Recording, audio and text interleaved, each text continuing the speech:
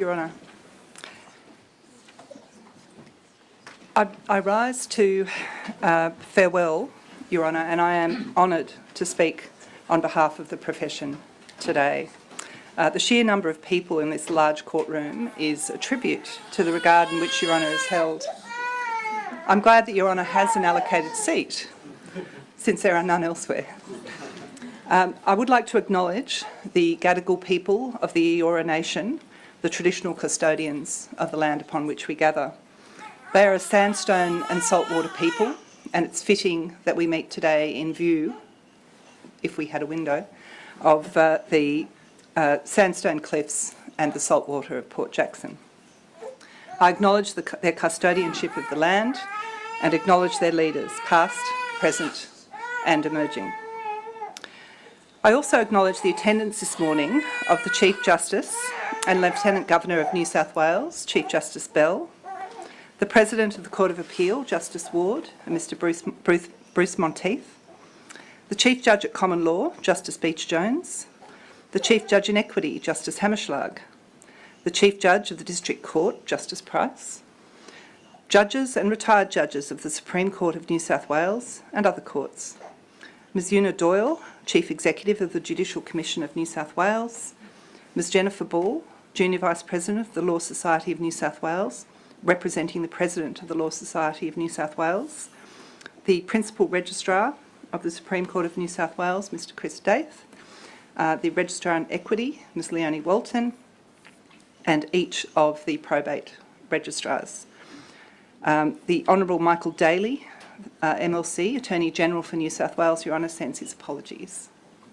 And I particularly note the attendance of Your Honour's family, Your Honour's wife, Ms Evans, who I understand is on AVL, and your children, Jamie, Alexandra, Jessie and Jessica, and their children and spouses. And it's really delightful, Your Honour, to see so many of Your Honour's family here today. In addition to the honour of speaking today, I also had the privilege of speaking at Your Honour's swearing in. On that occasion, I noted that Your Honour had previously occupied the room on the 13th floor, Selborne Chambers, which had been occupied by the late John McLaughlin. I know that he would have wanted to be here, as would, of course, the late Janet Coombs, with whom Your Honour shared chambers when starting off as a reader. And each of those departed people have had a significant influence upon Your Honour's life. Your Honour was appointed an Associate Judge of this Court on the 5th of July 2010 and a Judge on 11th of November 2012. Not long afterwards, practice in the family provision area of the Court's jurisdiction changed substantially on the issuing of Practice Note SCX7. Your Honour, along with the then Chief Judge in Equity, Justice Bergen, was a driver of that innovation, which had the effect of streamlining evidence, requiring early mediation of matters, and enabling parties to know what to expect in the way of directions. The new practice note, to commence on the 1st of July 2023, builds on and refines Your Honour's work. Your Honour was, as though who knew you suspected you would be, a hard worker and a judge who expected practitioners to be the same. Your Honour managed in recent years two lists, the Monday list and the Friday list, which are now to be combined in a two-judge Friday list in future. It may be that the phrase coined to describe matters listed before Your Honour on Friday afternoon, the Hospital Road Pass, now falls into oblivion. Despite Your Honour's truncated hearing times because of these lists, case law lists Your Honour as having delivered 455 judgments over your career. That count will go to 456 later this morning when Your Honour delivers the judgment of the Court of Appeal in Oz International Investment Proprietary Limited and Star Moon Investments Proprietary Limited. I was recently contacted by a solicitor who appears often in Your Honour's court to ask me to thank Your Honour for two things. The first was for taking seriously what they called the most popular and most misunderstood list in the Supreme Court, the Family Provision List. And secondly, for giving considered, definitive and authoritative judgments which stand as valuable statements of the law and principles of succession. I and the many practitioners in this room, and most notably the senior practitioners whom Your Honour has invited to sit at the bar table today, would join that solicitor in thanking Your Honour for the stamp which you have placed on the law of succession. in New South Wales. And not just in New South Wales. Your Honour's judgments have been cited with approval in the New South Wales Court of Appeal and, of course, other state appellate courts. Your Honour's judicial career, like your career at the bar, was predominantly focused on but not limited to succession. Your Honour's careful collection of authorities on each stage of the judicial decision-making process in succession matters is evidence in cases such as Starr and Miller, which was on testamentary capacity, Chant and Cucuruto, suspicious circumstances, and my own favourite, Wild and Majuri.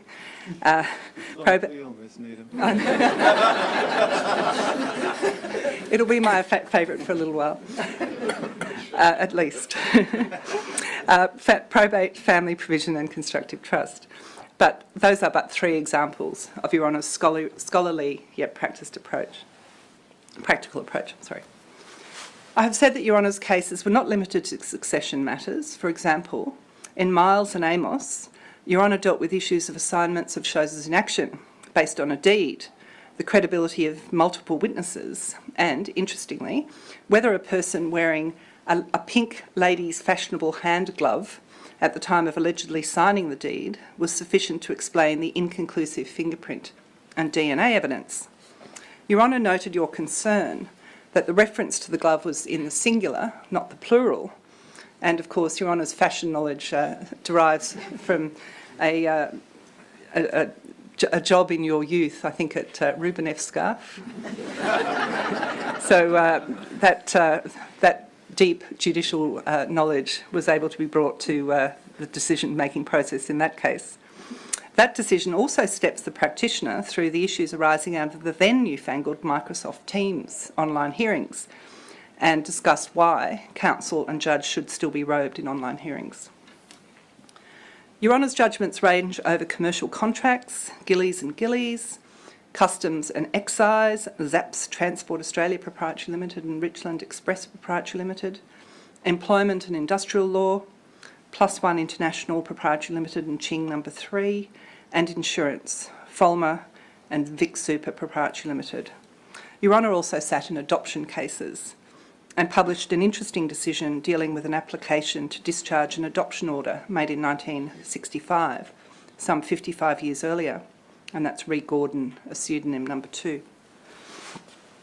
I note, with a slightly raised eyebrow, that in April 2022, the Court of Criminal Appeal in Vasiliu and R and the Queen was made up of the three amigos, Harrison, Davies and Hallen, JJ. But despite the tawdry nature of the facts, that bench would have been fun. Your Honour's insistence on thorough preparation and adherence to timetables sometimes led to the perception that Your Honour's courtroom was a tough place to be. Sometimes it was a tough place to be. However, Your Honour's good humour and kindness always prevailed. I recall a time when, for some reason, I had to bring a child to court, and Your Honour dealt with my application and then asked, via Ms Monteith, your associate, whether my junior and I would like to join Your Honour for afternoon tea. I mentioned this to the relevant child last night, and he exclaimed, "Oh, he was so cool." I asked, why?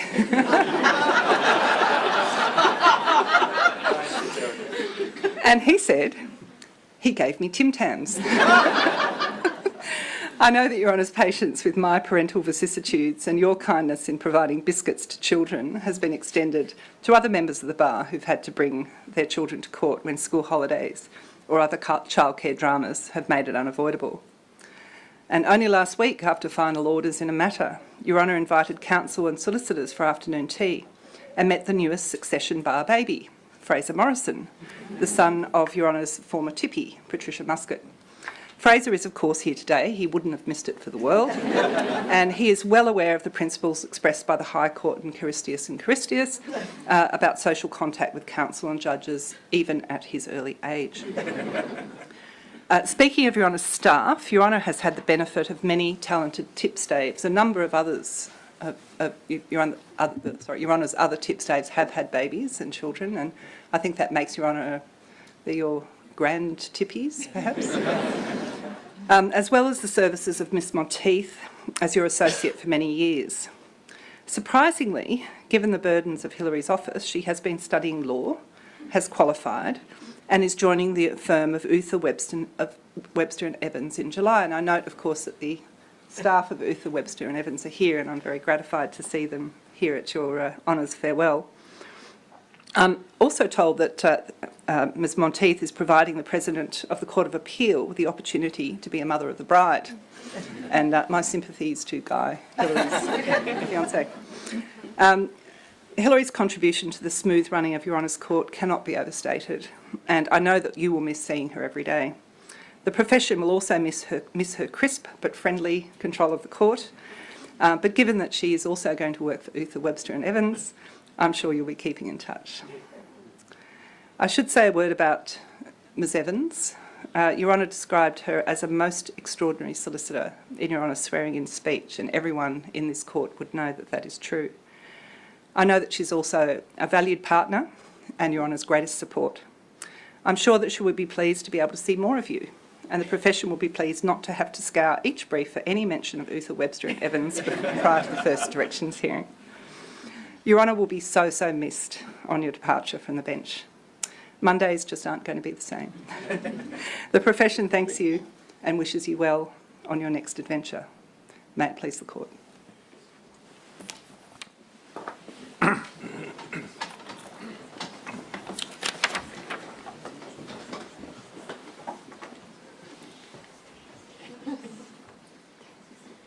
Chief Justice, the President of the Court of Appeal, esteemed members of the Court, distinguished guests, members of the profession, my family.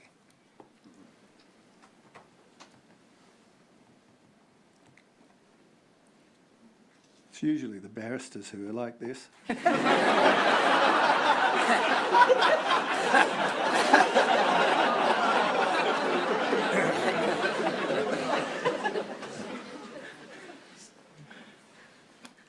I think I was up to my friends, some of whom are present and others who I hope, including Vivian, are here remotely.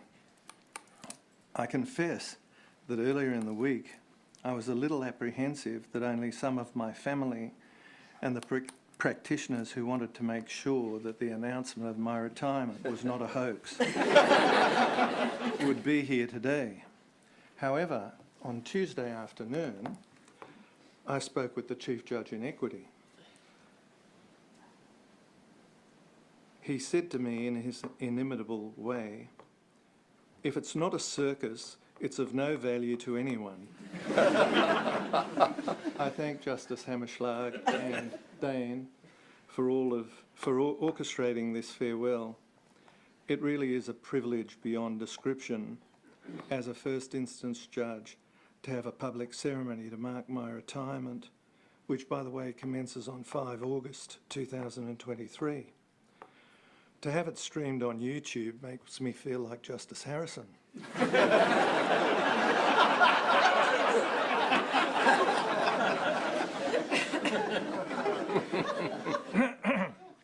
Whilst the Court of Appeal, on occasion, has written, no doubt by way of constructive criticism, that I was in error, even when others in sympathy with me might not have shared that view, I am sure that my decision to retire, although I have not lost my commitment or enthusiasm, is one that is undoubtedly correct.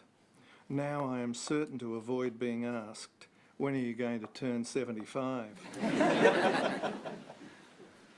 To my friends on the bench, past and present, I do not intend in any way to disrespect you by not mentioning you individually.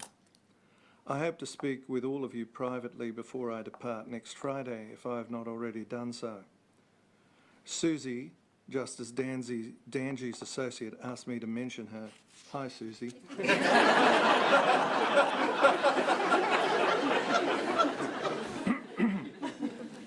It has been a wonderful experience to be part of the Equity Division. I have had the exceptional privilege of working with exceptional judges for whom I have the greatest respect and admiration. When I think of the court's many present and former judges with whom I have served, I have been very, very fortunate indeed to be part of such august company. I am also so touched that some of the common law judges consider me an honorary common law judge. Indeed, just yesterday, the Chief Judge at Common Law sent an email to the judges in the division, part of which email I hope he will not mind me repeating verbatim. Tomorrow is Hallen J's last sitting day. His contribution to the criminal law of this state, in brackets Vasiliu and Ibrahim, vastly exceeds anything Harrison J could have dreamed of.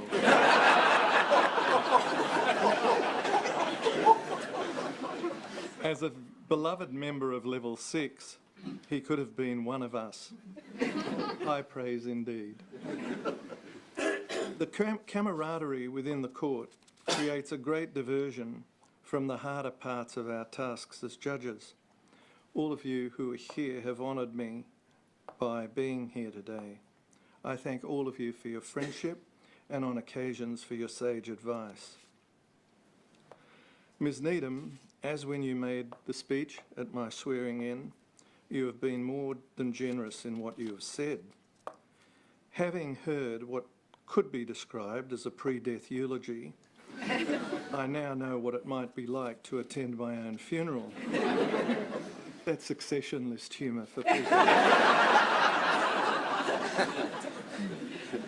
I am so glad that you did not have to take an oath or an affirmation and that you are not to be cross-examined. Wisely, you probably thought it prudent not to speak to too many of the practitioners who have appeared in the list.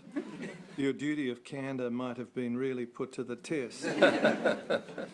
You've also been charitable enough to forget that after today you have nothing to lose. Thank you very much. Ms. Ball, it's been many years since our paths crossed, but I thank the Law Society and you for giving up your time to be here. I am very grateful to the Elder Law Capacity and Succession Committee of the Law Society, whose members work tirelessly, amongst other things, to educate the profession. I am also grateful to the committee for implementing some of the suggestions that I have made. As I shall have more than enough time to do so in the future, I do not want to reminisce. I want to acknowledge the people who have made my career on the bench and my life generally so fulfilled. Also, I publicly wish to record the extraordinarily good fortune that I have had. To start in the Supreme Court as Associate Justice and to end as the Succession List Judge is more than I could have ever dreamed of. Overall, it's been the most demanding yet the most fulfilling job imaginable. In large measure, my thanks must go firstly to the then Chief Judge in Equity, Patricia Bergen, who welcomed me to the court, who delegated all manner of general equity work to me whilst I was an Associate Justice, and who must have supported my elevation to being a Justice of the Court. I'm sure I would not be here without her support. I must also thank the now President of the Court of Appeal for what she did as the Chief Judge in Equity, actually even before that, for the reason that's obvious. But another is that it was she who floated the idea to the former Chief Justice, Tom Bathurst, of having a succession list, and that I could be the list judge. To former Chief Justice Bathurst, who accepted the idea, thank you also. That each of you trusted me and had the confidence that I could do what was required was extremely rewarding. I hope that I've repaid that trust. May I next acknowledge those who have contributed to my work on the bench, some of whom do not receive the public accolades and the appreciation that are deserved. To the registry and the court staff, I've never quite known how you get all the files as well as the pleadings, affidavits and other documents to judges' chambers as promptly as you do. There have been many urgent requests for files in the conduct of the list. Your exceptional diligence and courtesy did not go unnoticed in chambers. To the court reporters, many of whom I've known for many years, thank you also. Things have changed a lot since sound recording became commonplace. I can only hope that the court never loses access to pen and machine reporters. Occasionally, not every infelicitous remark should appear in the transcript. Next, I wish to extend my thanks and great appreciation to the probate registrars past and present with whom I have had the privilege to work. Each of you have provided me with a huge amount of professional help, advice and guidance. I've also gained an insight into what the registrars are required to do and the time it takes. The workload is unbelievable and unrelenting. It's only going to increase. I've enjoyed immensely my occasional visits to the 5th floor and your cheery smiles and friendly greetings. Senior Deputy Registrar Gerritsen now even knows who I am. I shall miss all your personal warmth and the good humour that we have shared whenever we meet. It would be remiss of me not to mention Registrar Leonie Walton. Everyone here knows about the fine work you do within the Equity Division. You've always been so friendly, helpful and supportive, and I've always enjoyed your stories about your list. May I also express my gratitude to Chris Daith and Rebel Kinner, who with Nick Sanderson-Goff and Nathan Gray ensure that things go smoothly, often behind the scenes. I have found that nothing appears to be too much trouble for all of you. Regrettably, my requests for assistance may not end just yet. Nathan, may I thank you especially for all you've done to squeeze so many people into the court today. Let me now turn to the profession, solicitors and barristers. I'm delighted by your presence. Some of you may even feel like this is a joint celebration. I am told some have planned a long lunch later today. Mere coincidence? I wonder. May I acknowledge your immeasurable contribution to the successful resolution of so many matters. That work was undoubtedly assisted in the court's case management. I know that it has not always been easy for some who have appeared in the very demanding list. I understand also that I have never been nominated for the Nelson Mandela Award for Patience and Tolerance with those who were ill-prepared or non-compliant with directions. As Ms Needham reminded me, although I had not forgotten, young counsel explaining on one of the first occasions he appeared in the list that he had been thrown a hospital road pass. For anyone who does not know what a hospital pass is, speak to someone who likes rugby league or rugby union. However, whether a solicitor or counsel, I hope it was easier once you realised that really all I was required of you was that you come to court on time and prepared, that you remembered Section 56 of the Civil Procedure Act, that costs should be proportionate and kept to a minimum, and that in making directions and orders, my principal concerns were the litigants and others who were waiting for the case to be determined, and for beneficiaries who were, no doubt, anxious to receive her, his or its entitlement under the will or on intestacy. Once those realisations dawned, I hoped that appearances became easier and more enjoyable. I've really enjoyed watching, particularly the younger practitioners, develop into more disciplined, articulate and seasoned ones. I hope that in some ways I've helped you become better lawyers. That was also my intention. Importantly, I fervently hope I've ended forever, may it please.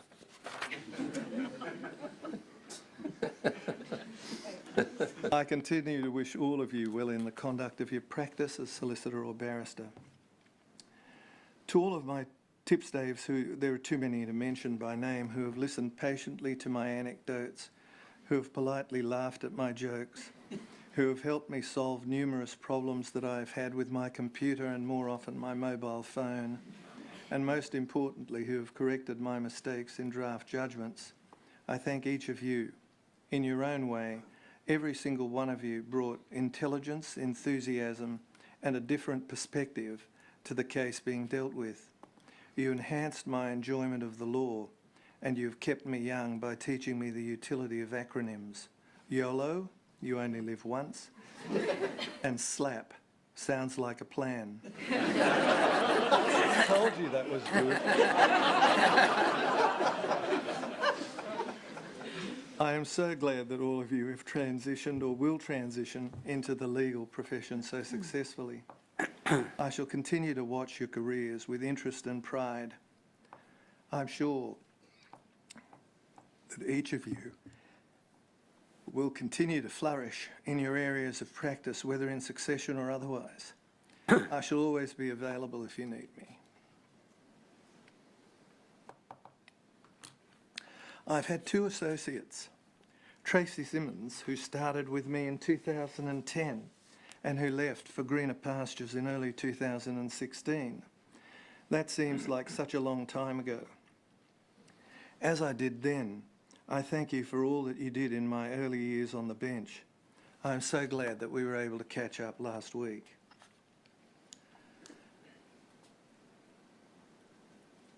My current associate is, of course, Hilary Monteith, who has been with me since April 2016.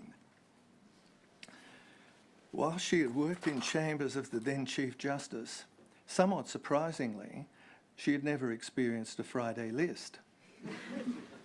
Our first list together prompted me, during the short adjournment, to write an email which I sent to the then Chief Judge in Equity with one word: wow. My view has not changed. Hill, you deserve a special tribute and my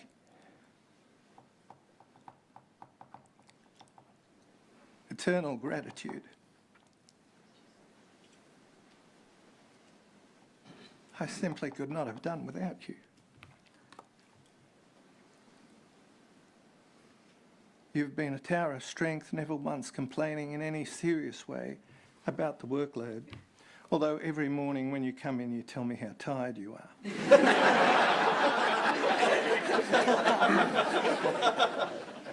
You've always been untiring in assisting me in court and in chambers. On occasions, you have even told me what I should do and what I should not do. This must be known to the profession because in almost every email that we receive, the thanks from practitioners for what had been done in the matter were bestowed on you. That Miss Needham spoke about you the way she did confirms my view. As importantly, we found cause to laugh every single day, and our harmonious chambers has always been in no small measure due to you. That you have done all of this whilst completing a law degree with outstanding results, again despite your pessimism after every single exam that you failed, speaks volumes about your intelligence, work ethic and ability. Your future is assured.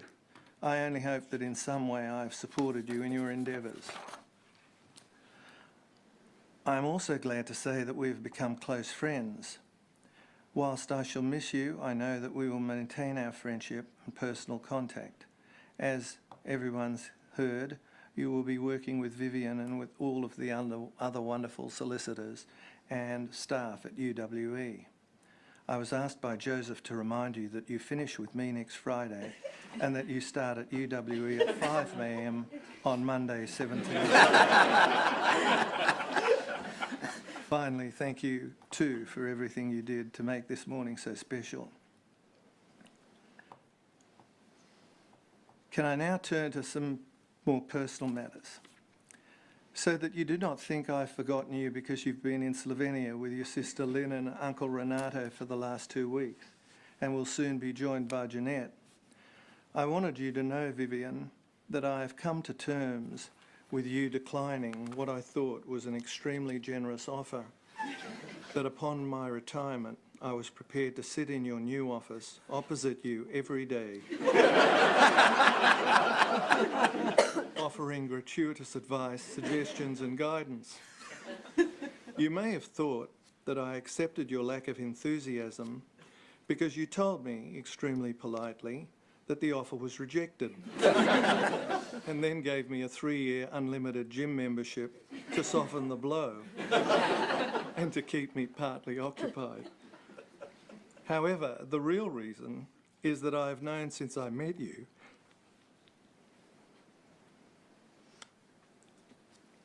that professionally you don't need my advice, suggestions or guidance.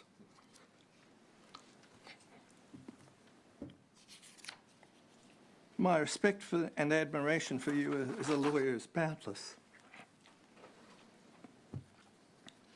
Otherwise, words cannot express your immense support, encouragement and advice, including for the benefit of practitioners here, reminding me regularly that sometimes the parties do not do what solicitors and counsel advise them to do. All that you have done has been whilst pursuing your own amazing career. You've helped me immensely to get through the hard parts of being a judge. I'm really looking forward to our holiday together and what follows. I've been blessed by my children, Jamie Alexandra, who's currently in the US, Jessie and Jessica, all of whom I am immensely proud, and by their spouses, Morag and Gemma. My grandchildren, Ella and Avery, and recently Bodhi, bring me great pleasure. I must also acknowledge my biggest fan, my sister Helene, and my brother-in-law Zeke, Jeanette's husband Cos, all their children, Benjamin, Luke, Alex, Bianca and Josh, and more recently their partners, Tom, Gillian, Lauren and Emily. Now all of you will probably see more of me.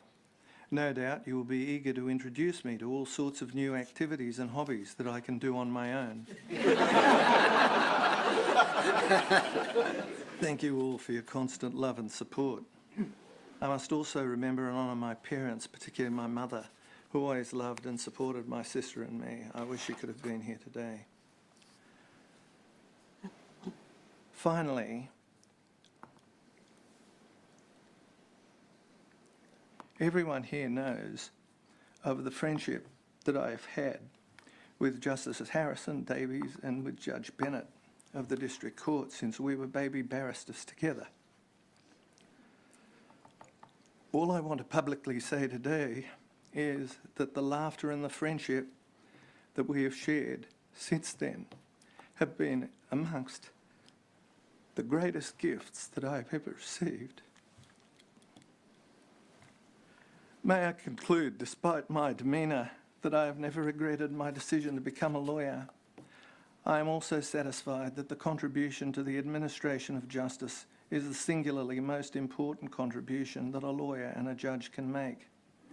It has been an honour and a privilege to have served the people of New South Wales, without whom my life in the law would never have been possible. I wish there was more time to speak. However, for the benefit of my brother-in-law, some of us have work to do today.